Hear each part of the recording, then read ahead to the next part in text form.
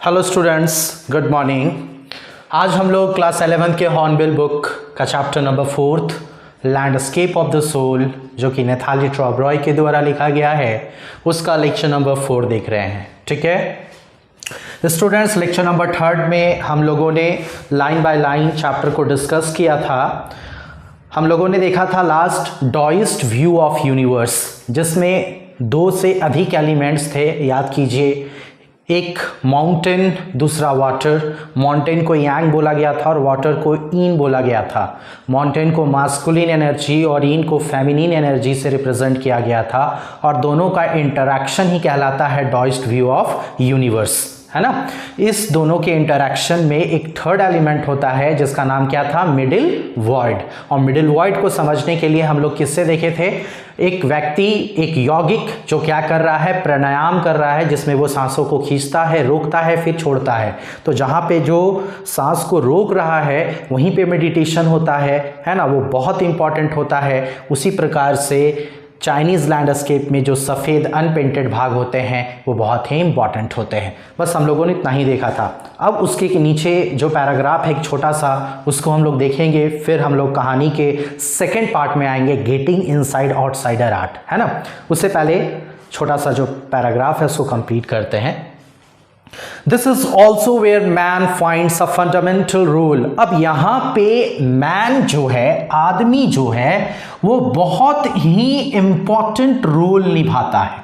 ठीक है, महत्वपूर्ण भूमिका निभाता है in that space between heaven and अर्थ। कौन से खाली जगह पे, हेवन और अर्थ के बीच। हेवन और अर्थ के बीच मैन जो है वो बहुत ही इंपॉर्टेंट भूमिका निभाता है। याद रखेंगे, है ना।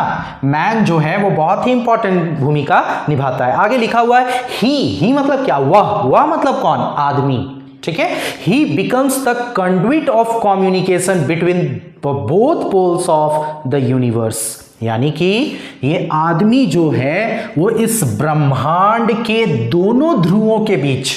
तो इस ब्रह्मांड का 2 ध्रुव कौन सा है, एक हेवन और दूसरा क्या है, अर्थ। साउथ पोल नॉर्थ पोल नहीं बोलने लगना है ना। ये पूरे यूनिवर्स का जो 2 पोल्स है वो कौन कौन है, हेवन और दूसरा अर्थ। और इन दोनों के बीच में आदमी जो है वो क्या चीज का काम करता है, conduit of communication. Conduit of communication का मतलब होता है दोनों के बीच के बातचीत करने का माध्यम है। कंडुइट मतलब होता है माध्यम, और कम्युनिकेशन तो समझते ही हैं, यानी दोनों के बीच का ये क्या है, कड़ी है। एक प्रकार से आप इसको समझ सकते हैं, किसके बीच, हेवन और अर्थ के बीच। ठीक, आगे लिखता है क्या, his presence is essential.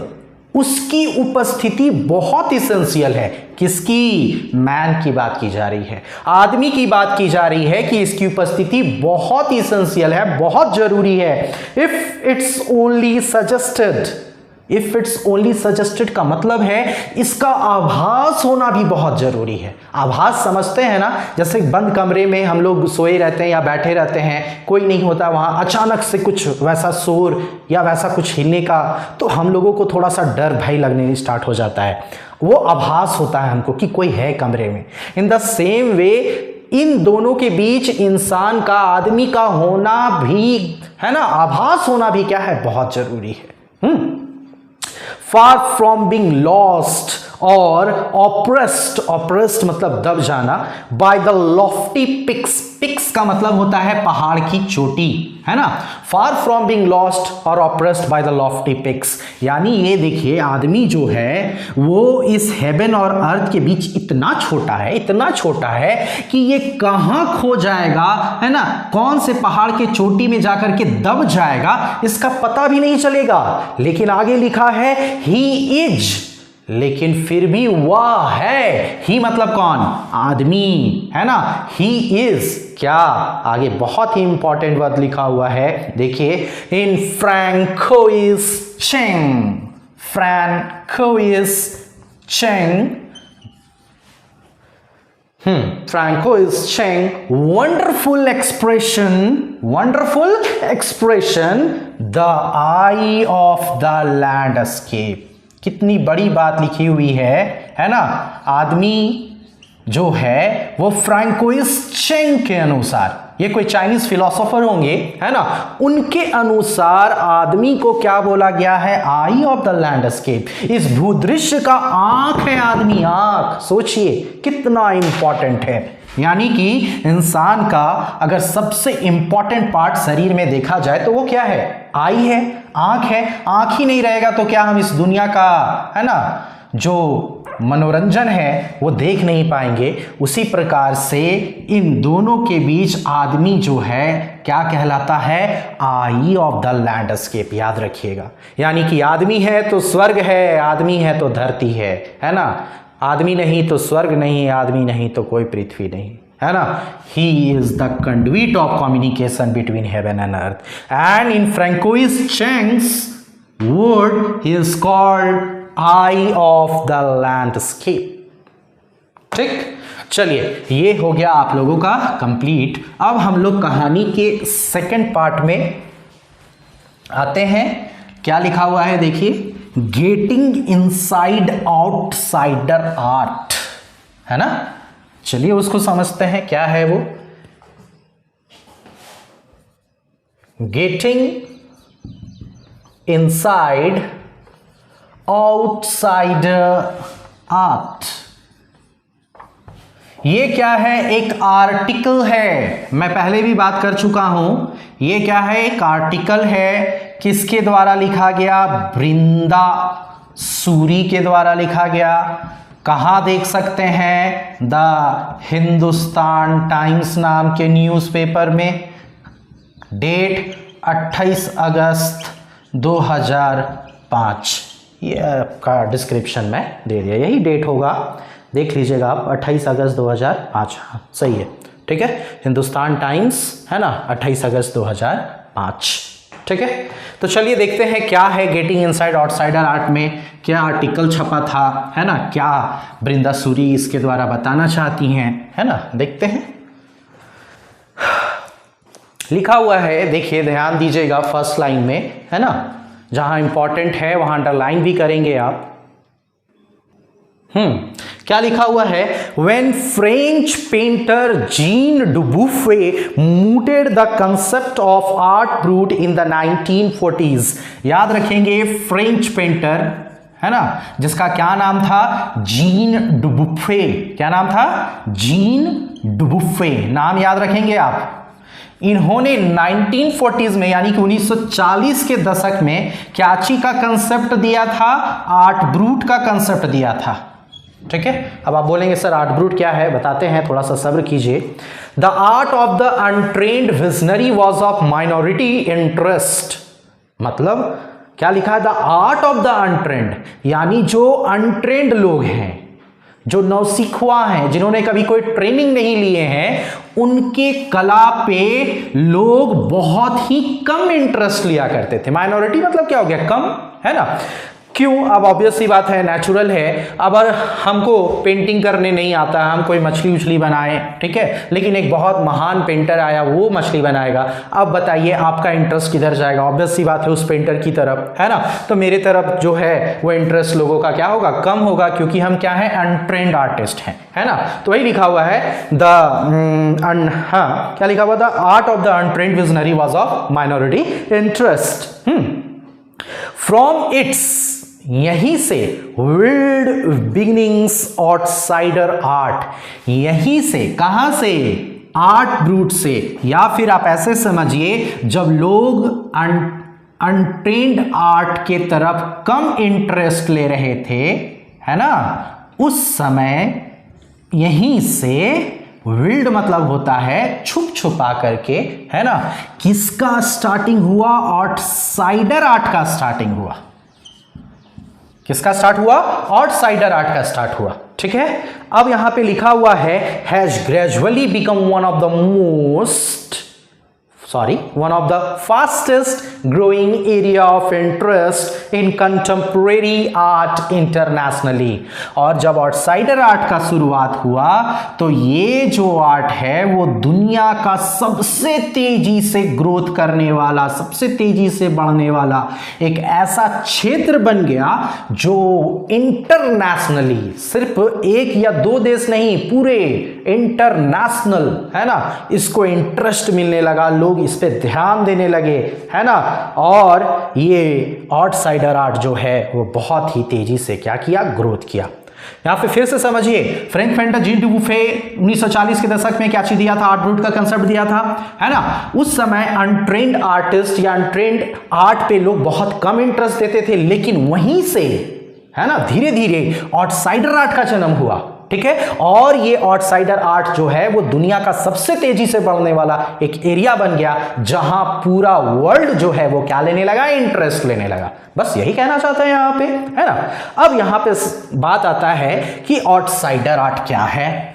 Outsider art को जानने के लिए नीचे वाले पैराग्राफ में आएंगे, अंडरलाइन करेंगे, पूरा डेफिनेशन दिया हुआ है। This genre is described as the art of those who have no right to be artists, as they have received no formal training, yet they show talent and artistic insight। यानी कि outsider art के बारे में बता रहे हैं। Outsider art is the art of those, outsider art वैसे लोगों के आर्ट को कहते हैं, है ना, who have no right to be artist, लोग जिनको कलाकार कहलाने का, कलाकार बनने का कोई हक नहीं है। क्यों? As they have received no formal training, क्योंकि इन्होंने कोई भी फॉर्मल ट्रेनिंग नहीं ले रखी है। बात को ऐसे समझिए, जैसे आज के समय में अगर आपको टीचर बनना है तो आपको ट्रेनिंग लेना पड़ता है, बीएड करना पड़ता है, डीएलएड करना पड़ता है। अगर आपने बीएड डीएलएड नहीं किया है तो आप कुछ भी कर लीजिए, आपको टीचर कहलाने का कोई हक नहीं है। उसी प्रकार से यहां पर है कि आउटसाइडर आर्ट जो है वैसे लोगों के कला को कहते हैं जिनको कलाकार कहलाने का कोई हक नहीं है, क्योंकि उन्होंने कभी भी कोई ट्रेनिंग नहीं ली है।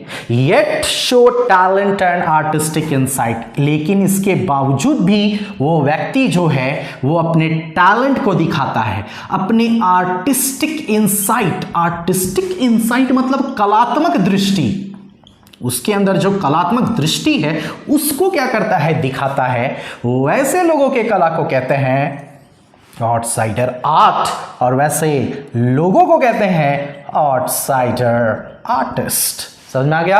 आउटसाइडर आर्ट कैसे लोगों की कला को कहते हैं, वैसे लोगों की कला को जिनको कलाकार कहलाने का कोई हक नहीं है। क्यों? क्योंकि उन्होंने कभी भी कोई फॉर्मल ट्रेनिंग नहीं ली, बावजूद उसके वो अपने टैलेंट और आर्टिस्टिक इंसाइट को क्या करते हैं, शो करते हैं, दिखाते हैं। वैसे लोगों को कहते हैं आउटसाइडर आर्टिस्ट, और उनकी कला को कहते हैं आउटसाइडर आर्ट। अब समझ में आ गया?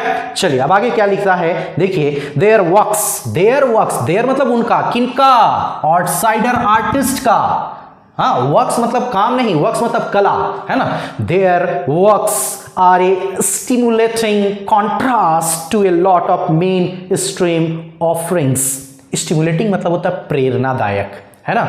तो क्या बोला गया है, आउटसाइडर आर्ट का जो वर्क है वो अधिक प्रेरणादायक है in comparison to main stream offerings. Main stream मतलब क्या हो गया, मुख्य धारा। मुख्य धारा मतलब अभी के समय में, है ना, अभी का जो समय चल रहा है दैट इज मेन स्ट्रीम।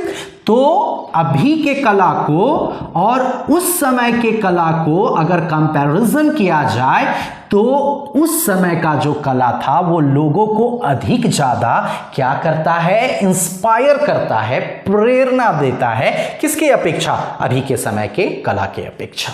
सोचिए कितना अच्छा कलाकार होंगे वो लोग, है ना, और कितना अच्छा वो लोग कला बनाते होंगे, है कि नहीं। तो that is the paragraph. Okay, आगे के लाइन में अब हम लोग ध्यान देते हैं। लिखता है around the time when Dubuffet was propounding the concept of art brut, okay, in India, an untutored genius was creating paradise। देखिए क्या कह रहा है, जिस समय डुबुफे, अब डुबुफे तुरंत भूल मत जाइएगा, अभी जस्ट पढ़ाए थे, जीन डुबुफे कहाँ का पेंटर था, फ्रेंच पेंटर, है ना। क्या चीज का कंसेप्ट दिया था? आर्ट ब्रूट का कंसेप्ट दिया था। बोला था ना कि वैसे लोगों को कलाकार कहलाने का कोई हक नहीं है जिन्होंने कभी कोई ट्रेनिंग नहीं लिए हैं, है ना। तो उसी समय, जिस समय वो अपना कंसेप्ट दे रहा था, उसी समय की बात है कि जब around the time buffet was propounding his concept in India, आप देखिए कहानी जो है वो इंडिया में आ गया। In India, an untutored genius was creating a paradise, यानी कि भारत में एक अनट्यूटर्ड मतलब जो कभी किसी से कोई ट्रेनिंग ना लिया हो, जिसको कभी कोई कुछ सिखाया ना हो, वैसा जीनियस पैदा हो चुका था और वो खुद के लिए क्या बना रहा था? एक पैराडाइज बना रहा था, स्वर्ग का निर्माण कर रहा था। अब आपको इसके बारे में जानने की इच्छा हो रही होगी। नेक्स्ट लाइन में देखिए, ईयर्स अगो, तो कहानी कुछ ऐसा है कि आज से सालों पहले The little patch of jungle, patch का मतलब टुकड़ा, the little patch of jungle that he began clearing to make himself a garden, sculpted with stone and recycled material, is known to the world today as the Rock Garden at Chandigarh। क्या है कहानी? आज से बहुत साल पहले एक व्यक्ति था जो कटे हुए जंगल को साफ सुथरा करके अपने लिए क्या बनाने का प्रयास कर रहा था? एक गार्डन बनाने का, एक बगीचा बनाने का। और ये बगीचा जो है वो बनाया किससे? पत्थरों से, स्टोन से, एंड और सबसे इंपॉर्टेंट बात अंडरलाइन कर लीजिए, रिसाइकल्ड मटेरियल से। अब रिसाइकल्ड मटेरियल मतलब जो वस्तु हम लोग यूज करते हैं उसको फिर से रिसाइकल करके उसको पुनः यूज करते हैं, that is called recycled material. तो ये व्यक्ति जो है वो गार्डन किससे बनाया था? पत्थरों से और रिसाइकल्ड मटेरियल से। लोहा, टीना, सीसी बोतल जो आप लोग देखते होंगे, दैट इज रिसाइकल्ड मटेरियल। उससे वो क्या किया? एक गार्डन का निर्माण किया। और ये गार्डन जो है वो इतना फेमस हुआ, कौन से नाम से?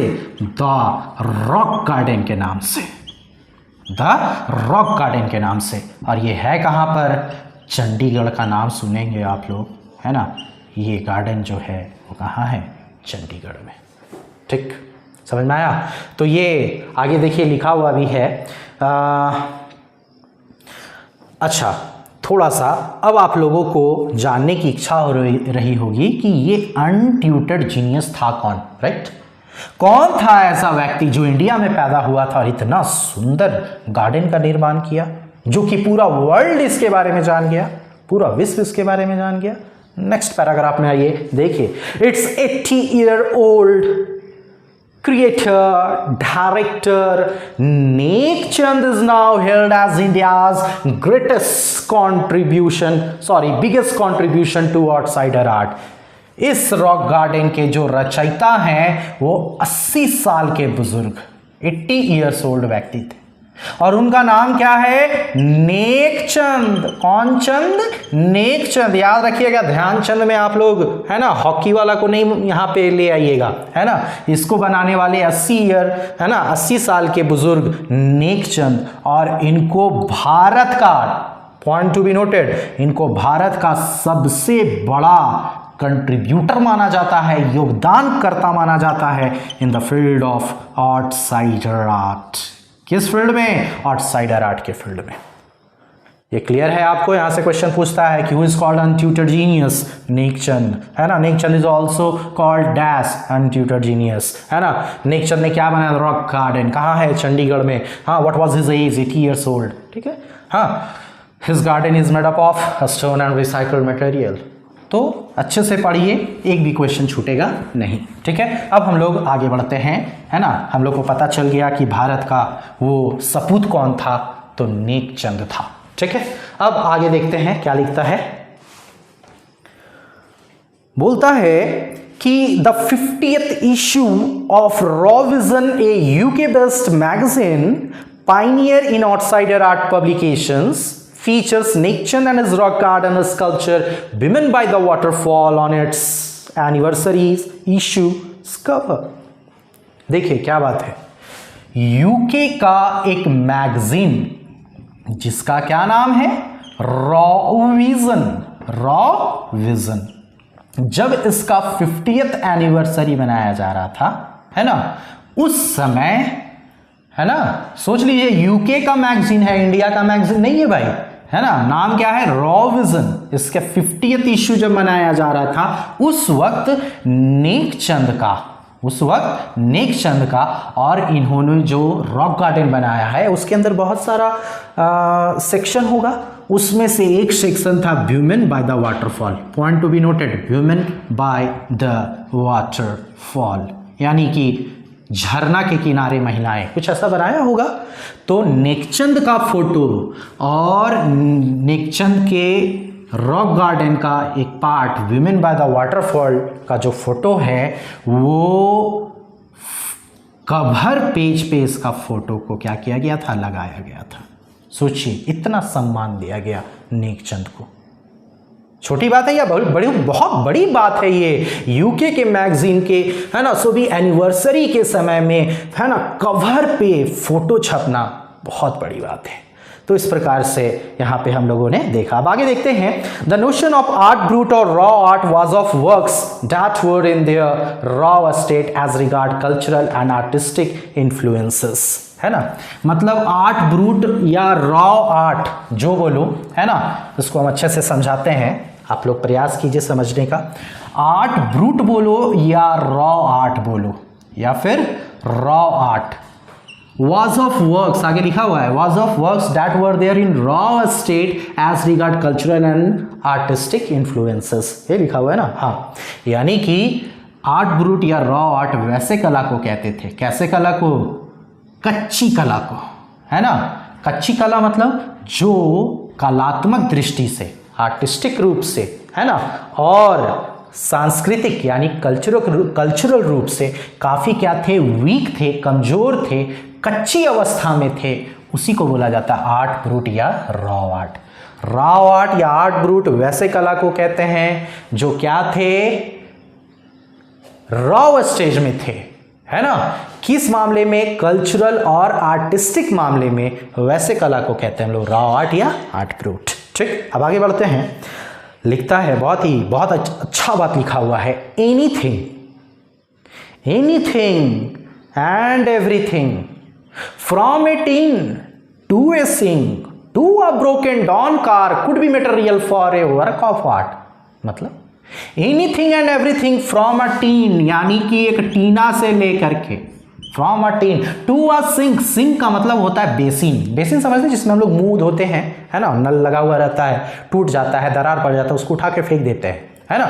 इससे लेकर के ब्रोकन डाउन कार, टूटी फूटी car, could be a material for a work of art. इनमें से कोई भी चीज आर्ट का, कला का क्या बन सकता है? मटेरियल बन सकता है। आप इसको यूज करके एक सुंदर कला का क्या कर सकते हैं? निर्माण कर सकते हैं।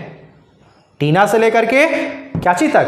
बेसिन। यहां पे लिखा हुआ है टीन टू ए सिंक, है ना, इसको सिंक बोला गया है। और इससे लेकर के ब्रोकन डाउन, टूटा फटा कार से कोई भी आप मटेरियल जो है उससे आप क्या कर सकते हैं? आर्ट को बना सकते हैं, कला का निर्माण कर सकते हैं। ठीक है, वही लिखा हुआ है यहां पे। अब आगे क्या लिखता है देखते हैं।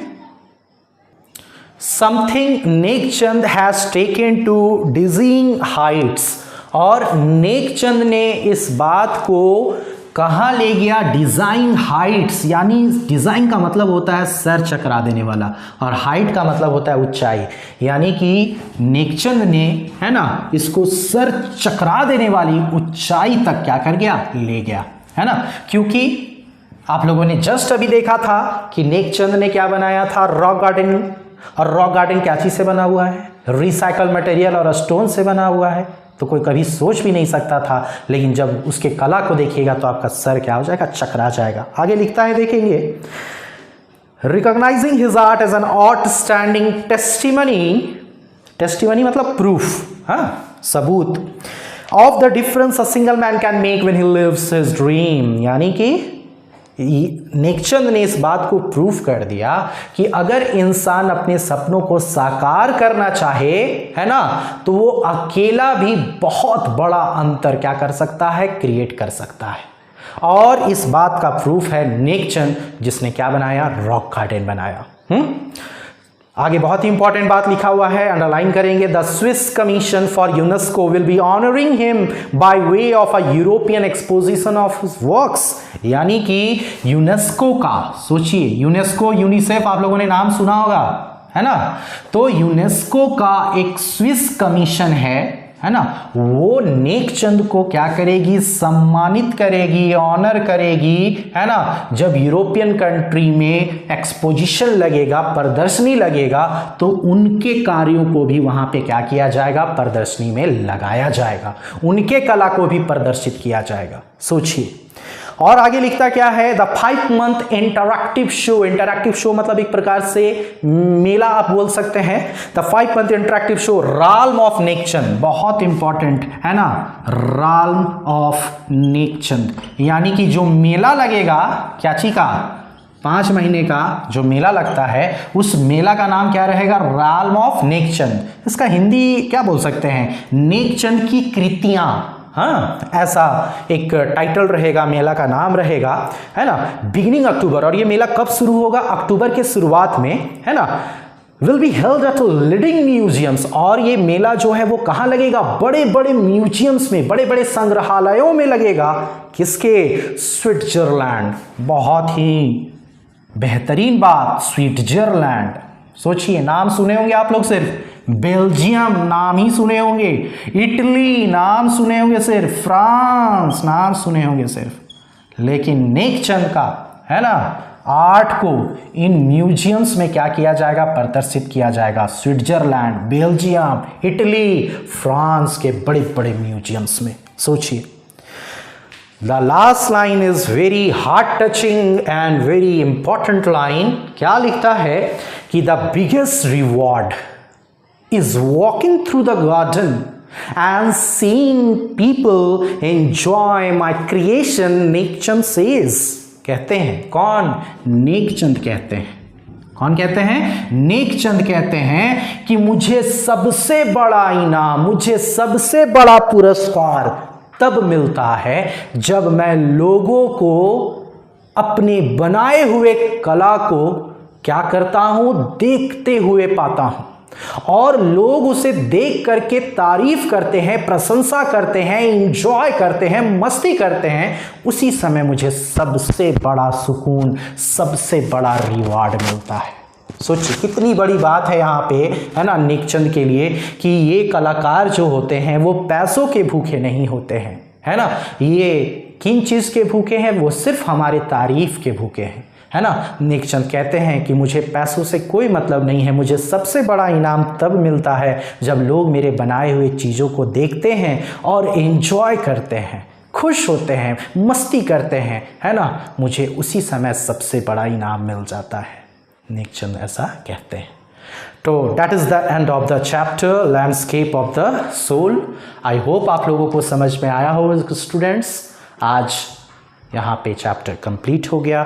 अब हम लोग मिलेंगे नेक्स्ट वीडियो में, हाँ, लेकर के कुछ नए चीज़ों को। आज के लिए इतना ही। Thank you, take care.